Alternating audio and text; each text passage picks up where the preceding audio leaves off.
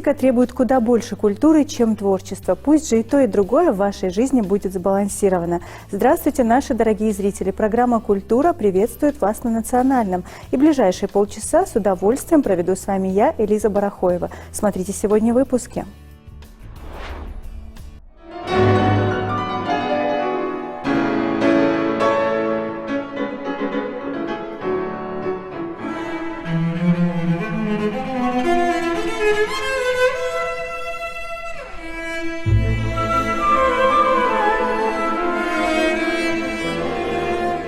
Триумф в храме музыки. Адам и Дали Гуцериевы покорили Венский мюзик-ферайн. Я вдохновилась Республикой Ингушетия, это у меня был первый опыт, да, и мы справились, и всей команде как-то очень понравилось, мы все загорелись, и отныне как-то стараюсь каждый раз оставлять и не только приятные, позитивные эмоции, но и какие-то благие дела. Заслуженная артистка Ингушетии Элина Дагаева делится подробностями о предстоящем сольном концерте с благородной миссией в нашей республике. Ночь искусств в Государственном музее изобразительных искусств Ингушетии, когда единство рождает праздник творчества. Триумф в храме музыки. Адам и Дали Гуцериевы покоряют Венский мюзик-ферайн. Российские музыканты в очередной раз подтвердили свой звездный статус. Что именно так поразило взыскательную европейскую публику, узнаем прямо сейчас. Вена, Австрия, сердце мировой классической музыки, легендарный золотой зал Венского мюзик-ферайна, одной из самых престижных филармоний планеты, вновь распахнул свои двери для известных российских музыкантов. 3 года подряд пианист Адам Гуцериев и виолончелистка Дали Гуцериева возвращаются на эту легендарную сцену, где когда-то звучали творения Брамса и Малера. Играли такие гиганты, как Рихтер и Караян. Их недавние концерты в сопровождении английского королевского оркестра Ковент Гарден под виртуозным управлением дирижера Эммануэля Плассена венчались очередным грандиозным успехом.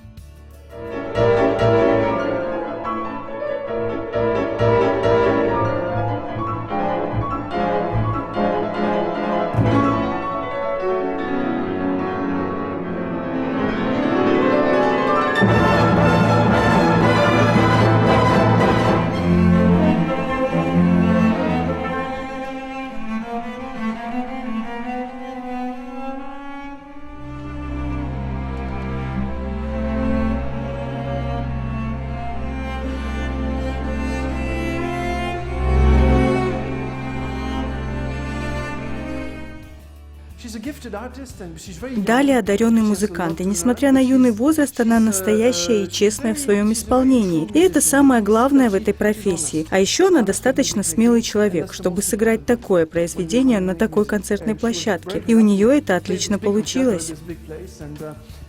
Адам сегодня был великолепен. Мне кажется, это было его лучшее исполнение с момента наших репетиций. Он показал себя с лучшей стороны. Он очень талантливый музыкант и очень оригинальный в своем подходе к музыке. Программа была соткана из подлинных шедевров мировой классики: Камиль Сен-Санс, Эдвард Григ, Рихард Штраус, Игорь Стравинский. Каждая нота находила отклик в сердцах взыскательной венской публики, которая по завершению концерта наполнила зал бурными овациями, не желая отпускать артистов со сцены.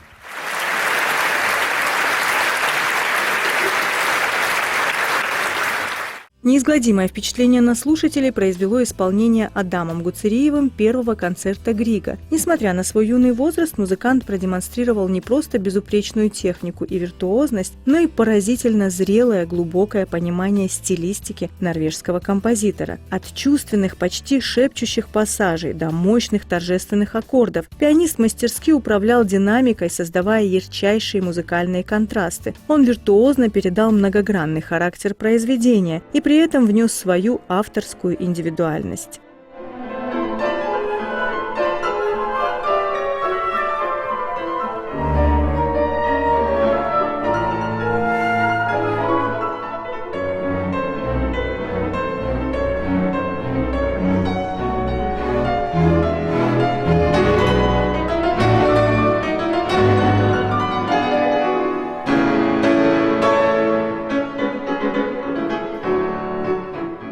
Для меня огромная честь здесь выступать, потому что это место, это зал, в котором выступали величайшие музыканты.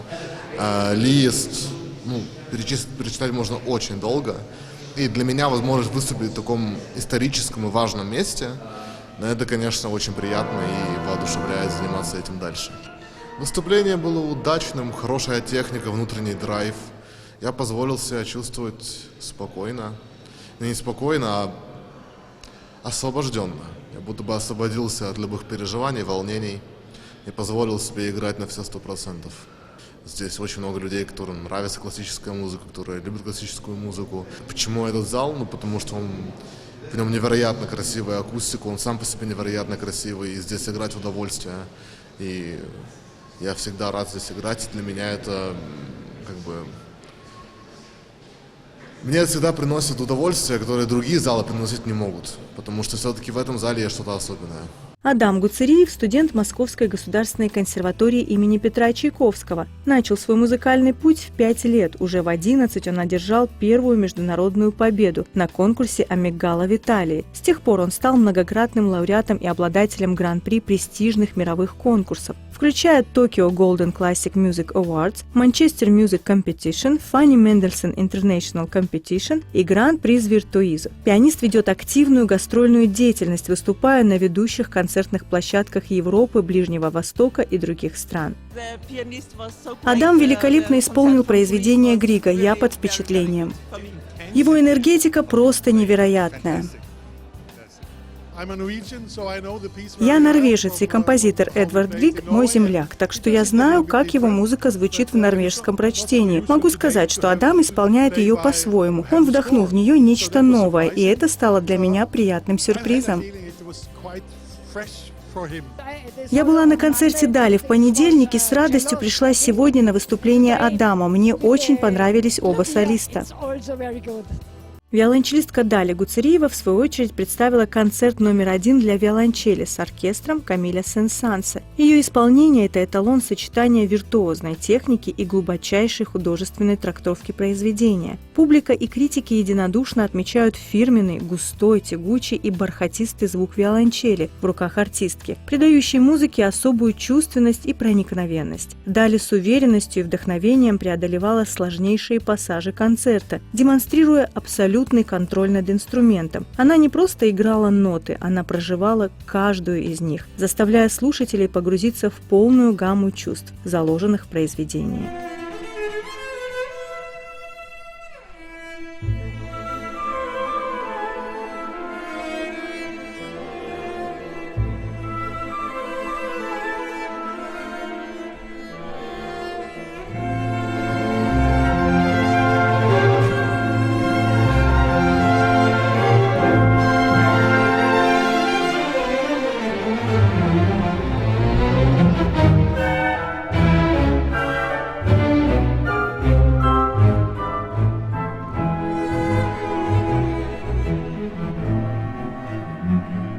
Знаете, потому что публика очень сильно любит здесь классическую музыку, потому что публика здесь очень ценит классику, и, пожалуй, вот за это я их очень люблю, и для меня это большое удовольствие играть здесь, играть для этих людей, играть в этом зале, в этом месте. Я надеюсь, что и в следующий раз я снова здесь сыграю. Дали Гуцериева – выпускница аспирантуры Московской государственной консерватории имени Петра Чайковского. Начала заниматься музыкой с 6 лет. Она является лауреатом и победителем множества авторитетных международных конкурсов, среди которых первая премия международного конкурса виолончелистов имени Святослава Кнушевицкого, American Virtuoso в Нью-Йорке, Гран-при Virtuoso в Зальцбурге, Айсшима в Японии и многие другие. Ее талант был отмечен премией «Браво», которую лично вручил Хосе Каррерас. Признанная одной из наиболее талантливых молодых виолончелисток России, Дали Гуцериева регулярно выступает с ведущими оркестрами и дирижерами на самых престижных музыкальных площадках мира. Она также входит в состав жюри конкурса виолончелистов имени Святослава Кнушевицкого, в котором когда-то одержала свою первую победу. Меня привлекло то, что оркестр прилетел из Англии, а солистка Дали Гуцериева из России. Она играла без нот. Это просто потрясающе.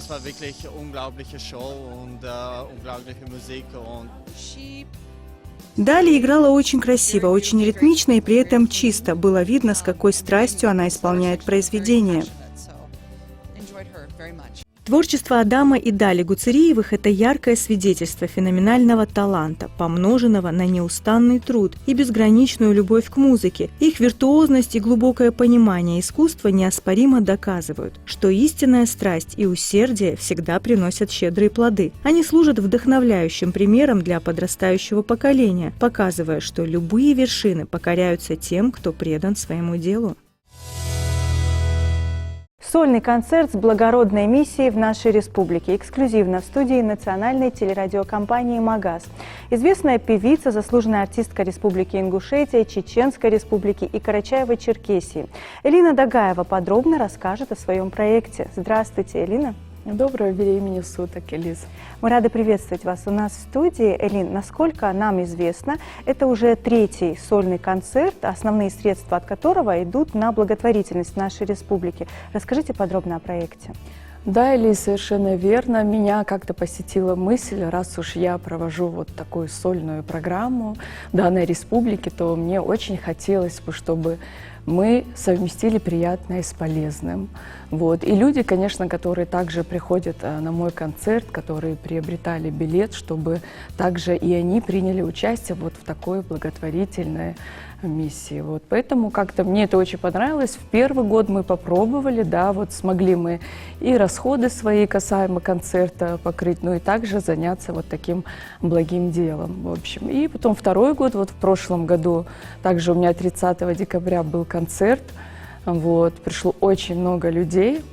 Вот, и мы также вот основную часть средств вот, заработанных, да, от концерта вот, отправили на благотворительность. Было очень много приятных отзывов, и вот я вот настолько загорелась после именно этого концерта, вот, который был 30 декабря, я получила такие эмоции для себя, вот столько добрых слов, да, вот, и вот ты вот наслаждаешься вот этими благими делами, и все. И потом у меня был следом концерт в Москве, да, вот, и в мой московский концерт также я вот отправила в детский фонд, именно им мы перечислили также большую сумму денег вот с нашей кассы. Вот, так что вот я вот вдохновилась вот Республикой Ингушетия, вот это у меня был первый опыт, да, и мы вот справились, и всей команде как-то очень понравилось, мы все загорелись, и вот отныне как-то стараюсь каждый раз оставлять и не только приятные, позитивные эмоции, но и какие-то благие дела. Это очень здорово. 30 декабря эта дата теперь стала традиционной, как я понимаю.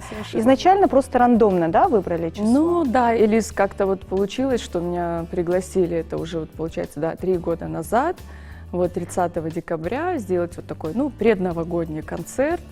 Вот, ну, приехала раз, 1 год, да, вот тоже очень много было людей. Вот, потом второй год, думаю, надо же, как-то вот случайно, нет, ну почему-то опять 30 декабря, второй год дала. Ну и в прошлом году я решила, ну что, раз уж такая традиция, то пусть она пойдет и дальше. И вот именно я выбрала 30 декабря в прошлом году, и вот хочу в этом году также, думаю, ну давай пусть это будет вот традицией, сколько можем, сколько получается, и сколько меня поддерживает зритель мой вот в Республике Ингушетия, вот как бы буду вот так вот соблюдать вот данные традиции. То есть теперь это будет ежегодно, да? Ну да, вот так вот стараемся, может и как-то и масштабы потом у нас побольше станут, да. Ну, мне вот что очень приятно, что когда вот я приезжаю с такой миссией, да, все-таки очень много бывает у нас и подключенных людей к концерту, которые также хотят там принять участие, когда они видят, что часть средств будет направлена на благотворительность. Очень много было именно предпринимателей, которые также дарили свои сертификаты на покупку там каких-то продуктов, да, вот крупные. Вот, принимали участие, да? Да, принимали участие, там какие-то другие салоны. Ну, очень много людей, которые вот захотели быть вот частью этого благого дела. А по какому принципу происходит отбор адресной помощи? Насколько я поняла, в приоритете это детки, да? Да, совершенно верно, дети, потому что всех тоже мы не сможем, да, охватить. Ну, как правило, я вот больше, Лиз, придерживаюсь того, что вот я спрашиваю у своих знакомых, друзей, вот, родственников, которые давно проживают, да, вот я, ну, обычно по такому принципу, даже когда я хочу дать садака, да, я спрашиваю у своих людей, кто у них по соседству, так-то, вот в прошлый раз мы спросили у имама мечети, вот не буду говорить конкретно районы, как вот, они нам подсказали, что вот так и так, вот в их селе есть малоимущая семья, где инвалид ребенок. И также был молодой человек после аварии, тоже тяжелейшей, и он как бы еженедельно нуждался в определенном препарате, который как бы стоит таких больших средств. Касаемо творчества, какие новые композиции, премьеры ожидают зрителей на твоем концерте? Элис, песен очень много, на самом деле, но вот когда их выпускаешь, да, вот за такие короткие сроки, они вот, как правило, остаются неуслышанными вот, да, вот до конца. Поэтому, но в любом случае мы вот к концерту готовим 2-3 хорошие песни. Вот, одна из них «За горами Кавказа». Очень содержательная песня, она такая вот, знаете, такая молодежная, современная. Танцевальная, да? Да, и в то же время она вот такая патриотическая, вот знаете, вот как вот, я уверена, что понравится нашей молодежи, да. И я надеюсь, когда у меня будет премьера или выйдет клип, еще раз прийти к тебе в гости, чтобы мы еще раз вспомнили, да. Презентовать вот, для да, наших да, зрителей. вот, так что песни обязательно будут.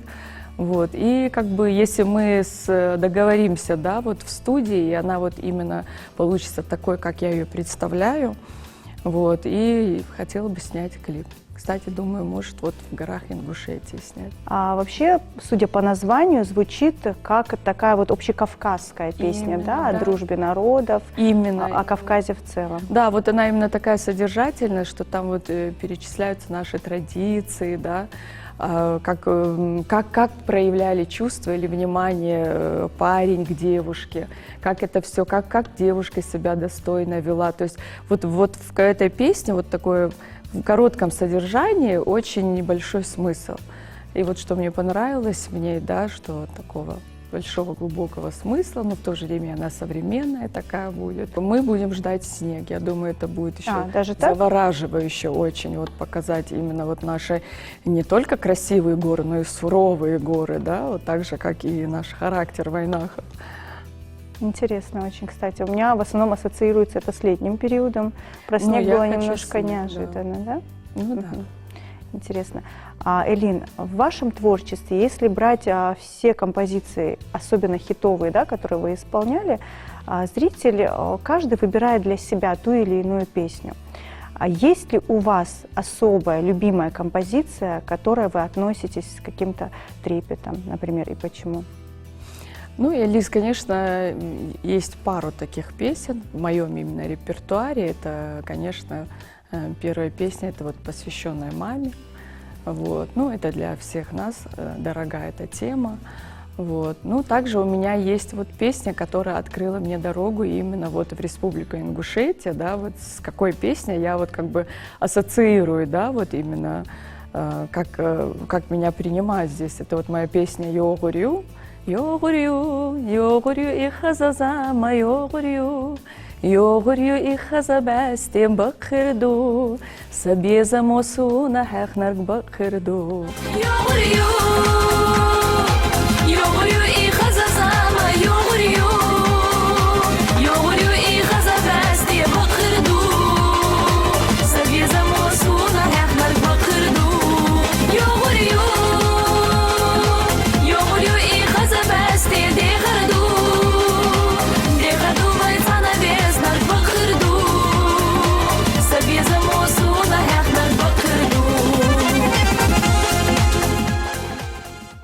Вот данная, вот именно с этой песни как бы мне открылся путь именно к моему зрителю, именно вот в Республике Ингушетия. Я помню, вот приезжала, да, и меня когда видели, ой, йогурю. Уже по словам, да, из композиции. Но мне кажется, здесь секрет в том, что она очень позитивная. То есть песня как бы говорит о том, что все будет очень хорошо. Придет весна, да, придет наше время, и будет счастье на нашей улице, как говорится. Мне вот как зрителю, как слушателю, уже казалось бы, в лезгинках сказано и спето все. Но каждый раз вам удается как-то по-новому исполнить, как-то по-новому преподнести ту же самую лезгинку? Где вы черпаете это вдохновение? Ну, знаешь, Элиз, вот на всех этих концертах, мероприятиях встречаешь людей с разными историями. И вот когда, казалось бы, все уже обо всем рассказали, все сказали, но вот эти жизненные истории, да, вот людей, что с ними происходит, что они проживают в своей жизни, или вот что они прожили, вот. И когда они рассказывают, делятся с тобой, вот ты слушаешь и понимаешь, о, вот здесь можно написать песню. Вот бывает, вот как правило, бывают вот какие-то строчки, которые задают полностью вот судьбу вот новой песни. Вот не только история, да, вот когда с тобой делятся историями, говорят, вот у меня вот такой-то период жизни, вот когда ты исполняла данную песню, вот со мной происходило такое-то, такое-то, такое, и я понимаю, так это же вот история еще одной новой песни. Это пища, да. Да, вот понимаешь, и как правило, когда вот ты хорошо прислушиваешься к таким людям, они тебе вот даже вот прям отдают какие-то конкретные строчки, которые ты прям хочешь использовать, да, вот от чего. И вот именно данные песни, они становятся хитами. Вот я не знаю. Потому вот, что искренне, да? да, вот по моему опыту, бывает, ты вот чувствуешь, что у тебя в репертуаре не хватает какой-то тематики, да, песни. И вот ты садишься со своей командой, с авторами, и вот надо на данную тему написать песню. И не всегда она остается услышанной зрителям. А так вот ты садишься, когда тебе рассказывают, с тобой делятся с такими историями, ты вот садишься, и у тебя вот настолько вот с трепетом ты к ней относишься, вот такое ощущение, как будто тебе не хватает времени, хочется ее поскорее, чтобы люди услышали, во, вот ты вот прям горишь, живешь ею, и она вот так же вот воспринимается зрителем. Ну, я думаю, да, зрителя не обманешь. Вот, нужно вот сказать все своими словами, поэтому, как правило, это все вот на таких жизненных историях. А касаемо музыки, я думаю, что нам больше диктует именно, как, в каком направлении нам идти и как ее менять. Больше диктует время и молодежь, в принципе. Ну да, и темп, и ритм Да. задает уже молодежь. Вот, да, сначала думаешь, ой, ну почему, это же было все так красиво, почему теперь вот такое нравится? А с другой стороны думаешь, ой, как хорошо вообще, новизна какая-то появилась, да, мы все хорошо делаем одно и то же, а тут вот какие-то новые нотки новизны. Вот, так что хотелось бы сказать, дорогая наша молодежь, Спасибо. вдохновляйте нас, вот, направляйте, вдохновляйте. Вот, мы служим для вас. А над чем работаете в настоящее время? Элиза, у меня сейчас именно гастрольный тур. Хочу до конца года дать именно 4 концерта. Вот мы начали Санкт-Петербург, Москва, Дагестан и Ингушетия. Традиционно 30 декабря. Будем ждать с Вот. нетерпением. Удачи, успехов во всем. Спасибо большое, Элиз. Я была рада быть твоей гостьей. Вот. Очень давно хотела попасть, кстати, именно на твою передачу. Получила огромное удовольствие от нашей с тобой беседы. Вот всем спасибо огромное, дорогие друзья. Ну а я, в свою очередь, хочу вас пригласить всех на мой сольный концерт 30 декабря, где также меня поддержат мои известные, любимые вами коллеги, лучшие исполнители со своими лучшими красивыми песнями. Я буду рада вам всем. Приглашаю. Под девизом «В единстве культур сила народа» Государственный музей изобразительных искусств Республики Ингушетия с размахом отметил всероссийскую культурно-просветительскую акцию «Ночь искусств». Это событие стало не просто мероприятием, а настоящим праздником, объединившим десятки ценителей творчества, искусства и живого общения, продемонстрировав силу дружбы народов. Музей превратился в центр вдохновения, где царила атмосфера творчества и подлинного единения. Сотрудники музея с любовью и заботой подготовили для гостей незабываемую программу. Интерактивные мастер-классы, увлекательные экскурсии и, конечно же, ароматные угощения, сделавшие этот вечер не только познавательным, но и невероятно уютным, словно дома. Центральным событием вечера стали мастер-классы, вызвавшие неподдельный интерес у посетителей всех возрастов. Государственный музей изобразительных искусств Республики Ингушетия ежегодно присоединяется к всероссийской акции «Ночь искусств». Предварительно к коллективам музея подготавливается обширная программа для наших посетителей. Это обзорные экскурсии по залам. Для наших маленьких посетителей мы организовали мастер-классы в 2 направлениях. Это декоративно-прикладное творчество будет у нас и живопись. И наша задача в том заключается, чтобы привлечь побольше детей к этому проекту, чтобы они поближе познакомились с творчеством мастеров, художников. Художницы Белла Мурзабекова и Амина Гайтукиева раскрыли тонкости работы с пастелью, помогая каждому участнику почувствовать себя настоящим художником и дать волю своему творческому потенциалу. А под чутким руководством Залины Эльмурзиевой гости погрузились в мир скульптуры, создавая выразительные композиции из пластичного материала и открывая в себе новые грани таланта. Смотрите, какую кашу мы сегодня будем с вами создавать. Сегодня мы работаем в направлении мастер-барельеф, живописный барельеф. Кульминацией Ночи искусств стало яркое выступление студентов Ингушского государственного университета из Индии. В национальных костюмах они представили зажигательные танцы, продемонстрировав богатство своей культуры и подчеркнув важность дружбы народов.